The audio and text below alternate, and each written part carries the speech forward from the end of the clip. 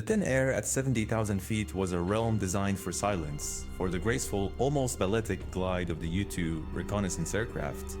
But on May 1st, 1960, for Francis Gary Powers, that silence was abruptly shattered. The vibration began subtly, a tremor that quickly escalated into a violent shudder, throwing the pilot against his restraints. A blinding flash engulfed the cockpit. Outside, the clear, crystalline blue of the stratosphere gave way to a maelstrom of metal and fire. Powers wrestled with the controls, but the sleek, glider-like spy plane, christened the Dragon Lady by its creators, was no longer responding. It was tumbling, disintegrating, falling from a height no conventional aircraft could reach, plunging towards the vast, forbidden expanse of the Soviet Union below. For years, this machine had been an invisible phantom, a ghost in the sky, delivering secrets from the deepest recesses of America's most dangerous adversary. Now it was a rapidly accelerating wreckage, and Gary Powers, its pilot, was hurtling towards a fate that would ignite an international crisis, unravel a carefully constructed web of deception, and bring the United States and the Soviet Union to the precipice of a confrontation far more perilous than any before. The world watched, breath held, as a single spy plane tore open the veneer of Cold War diplomacy and revealed the chilling reality of a clandestine war being fought high above the clouds. What was this mysterious aircraft? How did it operate with such impunity for so long? And how could one mission, on one fateful day, dramatically reshape the entire geopolitical landscape of the Cold War? In the aftermath of World War II, a new and far more dangerous conflict began to brew. The Soviet Union, America's erstwhile ally, quickly transformed into its primary antagonist. Across Europe, the Iron Curtain descended, sealing off a vast, enigmatic empire whose true military and industrial might remain the terrifying unknown. American intelligence, accustomed to the relatively open societies of its previous enemies, found itself largely blind. President Dwight D. Eisenhower, a former five-star general who understood the catastrophic potential of modern warfare, faced a profound strategic dilemma. He needed to know what the Soviets were doing. Were they building a massive arsenal of nuclear bombers? Were they developing intercontinental ballistic missiles that could wipe out American cities in minutes? The stakes were literally existential. Without accurate intelligence, Eisenhower risked two catastrophic outcomes. On one hand, he could underestimate Soviet capabilities, leaving the United States vulnerable to a surprise attack, a nuclear Pearl Harbor. On the other, he could overestimate them, leading to an unsustainable arms race that would cripple the American economy and unnecessarily escalate tensions, pushing the world closer to a war no one could win. The fear of a bomber gap, and later a missile gap, fueled a pervasive anxiety in Washington. Reports from defectors and analysis of Soviet parades painted a picture of a formidable and rapidly expanding military, but these were fragmented, unreliable pieces of a much larger, darker puzzle. What was needed was direct, undeniable evidence. But how could America gather such evidence from thousands of miles away, over a nation fiercely protective of its borders and paranoid about foreign intrusion? Conventional spy planes like the RB-4-7 were simply too vulnerable.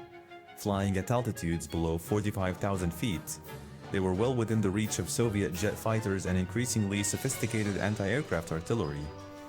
Several such missions had ended in disaster, with planes shot down and crews captured or killed, leading to diplomatic incidents and propaganda victories for Moscow. Sending these aircraft deep into Soviet territory was an unacceptable risk, a direct provocation that could trigger outright war. Satellites, which would eventually revolutionize reconnaissance, were still years away from reliable deployment. This left a void, a critical intelligence gap that seemed impossible to fill. Into this void stepped Richard Bissell, a brilliant but notoriously ambitious director of special projects at the Central Intelligence Agency. Bissell understood the urgency of Eisenhower's predicament. He proposed a radical solution, a reconnaissance aircraft capable of flying so high that it would be beyond the reach of any known Soviet interceptor or missile. It would be a technological gamble on an unprecedented scale, pushing the boundaries of aviation engineering and risking massive political blowback if ever discovered. Bissell needed a miracle worker, an aircraft designer who could conjure an impossible machine from thin air. He found him in Clarence "Kelly" Johnson, the legendary head of Lockheed's highly secretive Skunk Works division in Burbank, California.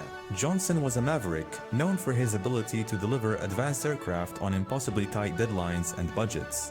When Bissell approached him with the audacious requirement, a plane that could fly at 70,000 feet, travel thousands of miles, and carry a sophisticated camera payload, Johnson was initially skeptical. Such an aircraft would be more glider than jet, requiring revolutionary materials, engines, and aerodynamic principles. Yet, within a matter of weeks, Johnson's team had conceptualized Project Aquatone, later known by its more famous moniker, the U-2. The design was audacious. A lightweight, single-seat jet with enormous, high aspect ratio wings, similar to those of a sailplane, designed to maximize lift in the thin upper atmosphere. Its engine, a Pratt & Whitney J57, was specially modified to operate efficiently at extreme altitudes, a constant engineering challenge. The secrecy surrounding the U-2 program was absolute. Funding flowed from the CIA, bypassing congressional oversight, disguised as part of the Air Force budget. The manufacturing facility at the Skunk Works was a fortress, its existence known only to a handful. Even the pilots, handpicked from the most skilled and discreet Air Force test pilots, were initially told they were flying a meteorological research aircraft. Francis Gary Powers was one of these men, a quiet, skilled flyer with an adventurous spirit. He and his fellow pilots were trained under rigorous conditions, preparing for missions that would push the limits of human endurance and aeronautical engineering. Each pilot understood the enormous personal risk. If captured, they would be spies, disavowed by their government, facing unknown consequences in the hands of a hostile superpower. By 1956, the first operational U-2s were ready. A fleet of slender, almost fragile-looking aircraft painted a deep, matte blue-black to blend with the high-altitude sky. Their initial deployment was not to Europe, but to a remote, secret base in Adana, Turkey, codenamed Detachment A. From there, the U-2s began their daring penetrations of Soviet airspace. The first missions were met with cautious optimism. Pilots described a surreal experience flying above weather systems, the curvature of the Earth visible through their specialized helmets, the silence broken only by the hum of the engine. Below, the vast Soviet landscape unrolled like an ancient map, slowly yielding its long-held secrets. The intelligence gathered was nothing short of revolutionary. The U-2's high-resolution cameras, developed by Kodak, captured stunningly detailed photographs, revealing Soviet airfields, industrial complexes, submarine pens, and, most critically, nascent intercontinental ballistic missile sites. Analysts poring over these images in Washington finally had concrete data. The bomber gap, which had so terrified American policymakers, turned out to be largely a mirage. While the Soviets possessed some long-range bombers, the numbers were far lower than estimated. This was an immense relief to Eisenhower, confirming that his strategic restraint had been justified, preventing a panic-driven acceleration of the arms race. The U-2 was proving its worth, providing undeniable facts that tempered the Cold War's terrifying uncertainties. However, the U-2's very success bred a dangerous complacency, both within the CIA and among the pilots. The Soviets, while aware of the intrusions, were powerless to stop them. MiG fighter jets, even at their operational ceiling, were still 10,000 feet below the U-2's cruising altitude. Repeated attempts to intercept ended in failure, with Soviet pilots pushing their aircraft to the point of structural disintegration, only to fall short. The futility was agonizing for Soviet air defenses. Marshal Sergei Beryuzov, commander of the Soviet Air Defense Forces, watched in frustration as his most advanced aircraft failed to reach the intruder. This inability to defend their sovereign airspace was a profound humiliation for the Soviet military and a constant source of rage for Premier Nikita Khrushchev. Eisenhower, despite the intelligence windfall, remained deeply uneasy about the U-2 flights. A man of peace who had witnessed the horrors of two world wars, He harbored a profound distrust of covert operations and their potential to ignite larger conflicts. In 1955, at the Geneva Summit, he had publicly proposed an open skies policy, suggesting that both the United States and the Soviet Union allow reciprocal aerial reconnaissance flights over each other's territory to build trust and prevent surprise attacks. Khrushchev had predictably rejected the idea outright, deeming it a blatant attempt at espionage. This rejection, ironically, only strengthened the perceived necessity of the clandestine U-2 missions. If the Soviets wouldn't agree to open inspection, then secret inspection was the only option. As the U-2 flights continued, pushing deeper into the Soviet heartland, the risks mounted. Soviet radar tracking capabilities improved, and their surface-to-air missile technology was rapidly advancing. The S-7 Dvina, known to NATO as the Sa-2 guideline, was a potent new weapon, theoretically capable of reaching the U-2's altitude. Intelligence reports warned that Soviet missile batteries were being deployed along known U-2 flight paths.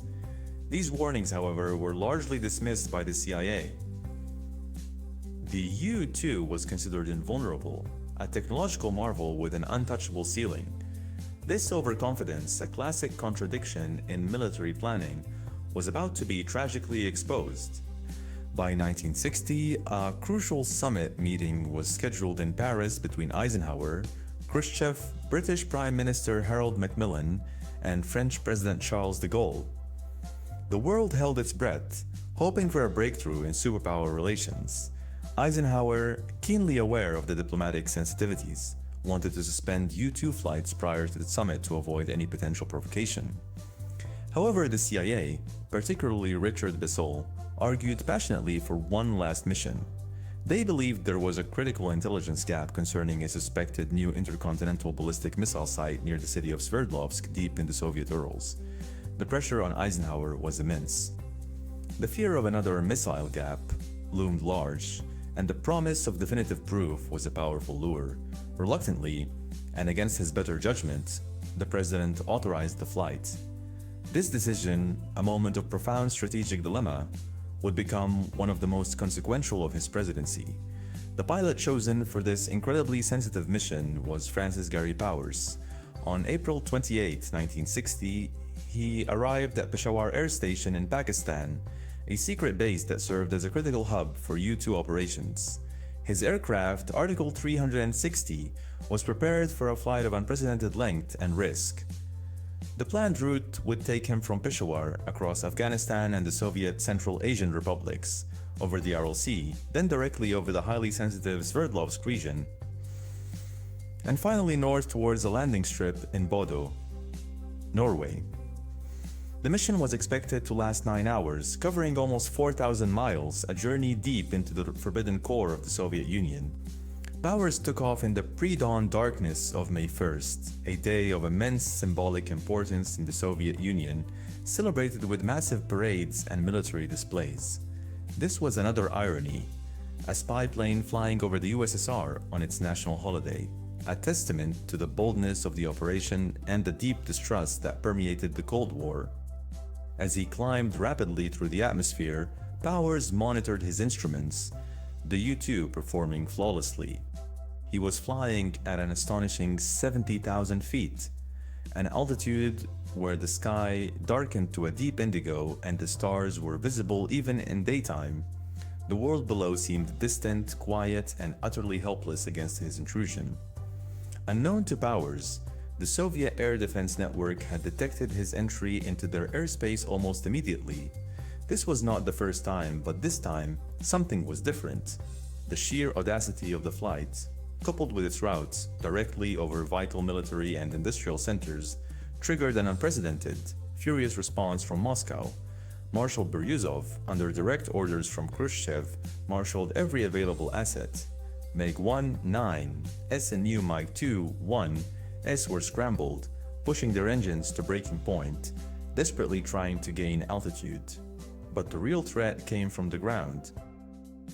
Along Powers' flight path, dozens of Sa-2 guideline missile batteries had been activated, their radar dishes sweeping the sky, their crews on high alert. This wasn't a desperate, scattered response. It was a coordinated, massive trap, patiently laid. At approximately 8:53 a.m. Moscow time, as Powers flew over the Sverdlovsk region, the trap sprung. Multiple Sa-2 missiles were launched simultaneously. Accounts of what happened next vary. Some claim Powers' aircraft was hit directly. Others suggest a near miss, the concussive force of an exploding warhead close enough to rip the U-2 apart. Powers himself recounted a blinding orange flash and the aircraft being thrown into an uncontrollable spin. He struggled to activate his self-destruct mechanism, designed to destroy the plane and its sensitive intelligence equipment, but the centrifugal forces were too great. The U-2 broke up, its long wings shearing away, its fuselage tumbling end over end. Powers, with incredible presence of mind, managed to unstrap himself and jettison the canopy. He struggled with his parachute, the emergency oxygen system failing. At 40,000 feet, he finally managed to deploy his chute, falling through the cold, thin air. He landed relatively safely in a field near a village, far from the wreckage of his aircraft. Within minutes, Soviet villagers, observing the falling debris and the parachutist, surrounded him. His specialized flight suit, his foreign appearance, and the remnants of his aircraft left no doubt. This was no ordinary downed pilot. Gary Powers, the man who had flown so high and seen so much, was now a prisoner, his mission a catastrophic failure. Back in Washington, the silence was deafening. The U-2 had disappeared from radar. The CIA, following standard procedure, initiated a cover-up. On May 3rd, NASA issued a press release claiming that a weather research aircraft operating at high altitude had gone missing over Turkey after its pilot reported oxygen difficulties. It was further claimed that the plane might have inadvertently strayed into Soviet airspace. This was plausible deniability, a carefully constructed facade designed to protect the true nature of the mission and President Eisenhower from direct responsibility. The story was simple, believable, and had worked before. The world was meant to accept it, and the incident would quietly fade. But Nikita Khrushchev was no ordinary adversary, and this was no ordinary incident. The Soviet premier, a shrewd and theatrical politician, knew precisely what had happened. He had Powers alive, the plane's wreckage, and the camera, its film intact. He saw an unprecedented opportunity to humiliate the United States on the global stage, to expose its hypocrisy, and to undermine Eisenhower's diplomatic efforts just days before the Paris summit. Khrushchev allowed the American cover story to unfold, watching with a growing sense of triumph as US officials elaborated on the weather plane narrative. He was setting a trap, and the Americans were walking straight into it.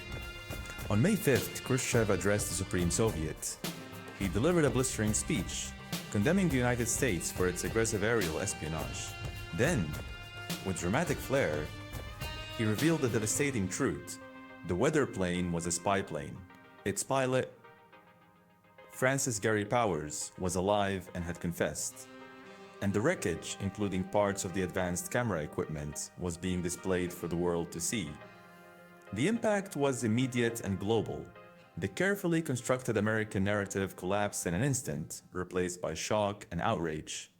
The United States had been caught red-handed, lying on a massive scale. Eisenhower, who had initially been kept somewhat insulated from the operational details of the U-2 missions, now found himself in an impossible position. He had implicitly approved the cover story, and his personal integrity, as well as the credibility of the United States, was on the line. He agonized over his decision. To continue denying was to compound the lie and make the US look even more foolish. To admit responsibility was to openly confess to espionage, a direct violation of Soviet sovereignty, and to torpedo the upcoming Paris summit. In a moment of profound personal and political courage, Eisenhower chose the latter. On May 7th, he issued a statement taking full responsibility for the U-2 flights, defending them as a distasteful but vital necessity for national security in the face of Soviet secrecy. He revealed that he had ordered these flights personally, a move that stunned his own cabinet and allies. The admission was unprecedented. Never before had a US president openly admitted to espionage against a major power.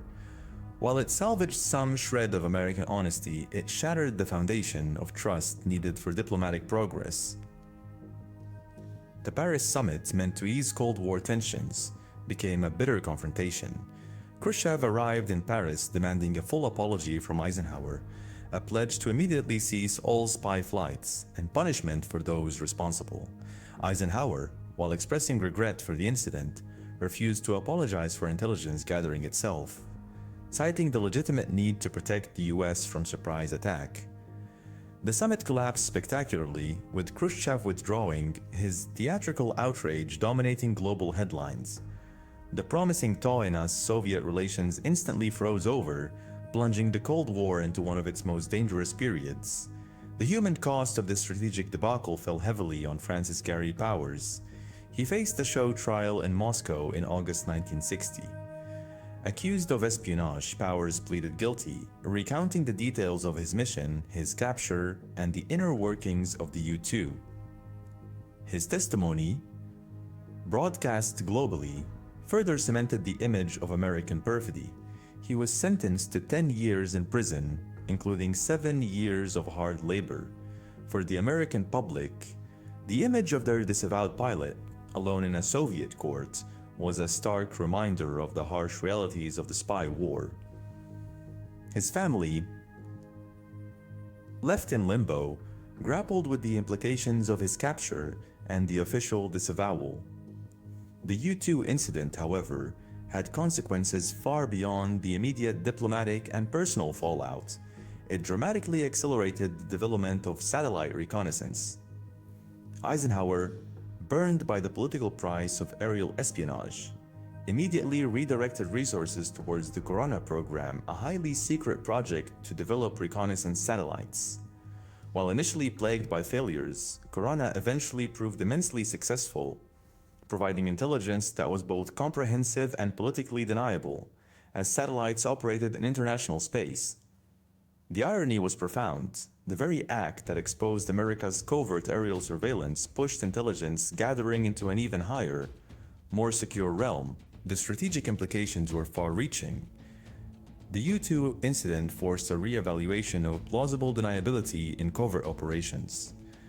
Future presidents would be far more cautious about authorizing such high-risk missions without multiple layers of insulation. It also confirmed for the world that the Cold War was not merely a diplomatic standoff or an arms race, but a constant shadow struggle fought with cutting-edge technology and human daring. The incident also contributed to the hardening of the arms race, as the collapse of the Paris summit meant no progress on arms control, leading to further buildup of nuclear arsenals. For Gary Powers, his ordeal continued. After 2 years of captivity, a glimmer of hope emerged. On February 10, 1962, Powers was exchanged for Soviet spy Rudolf Abel on the Glienicke Bridge in Berlin, a site that would become synonymous with Cold War spy swaps. His return to the United States was complex. While publicly welcomed, he faced suspicion and scrutiny from some within the CIA and elements of the public who questioned why he hadn't destroyed his aircraft or committed suicide.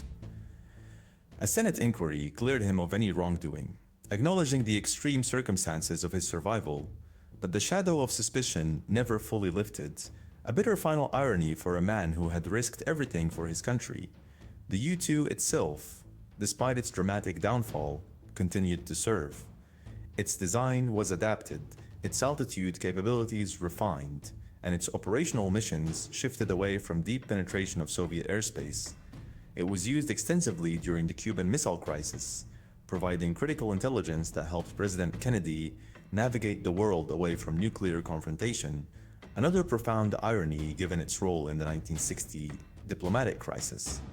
It still flies today, a testament to Kelly Johnson's genius, modified and updated, performing reconnaissance roles in various conflicts and crises around the globe.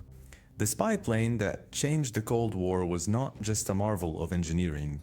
It was a symbol of the desperate, often morally ambiguous choices made by leaders in an era of existential threat. The U-2 incident was a brutal lesson in the fragility of secrecy and the explosive power of truth, even when that truth is exposed through clandestine means. It proved that in the high-stakes game of Cold War espionage, even the most technologically advanced nation could be caught off guard, and that a single fateful flight could unravel diplomatic efforts, reshape intelligence strategies, and profoundly impact the lives of individuals. The U-2's descent from 70,000 feet on May 1st, 1960, was more than just the crash of an aircraft. It was the abrupt, violent unveiling of a hidden war, forcing the world to confront the chilling realities of a global struggle fought not just on battlefields but in the thin, silent air, tens of thousands of feet above the earth.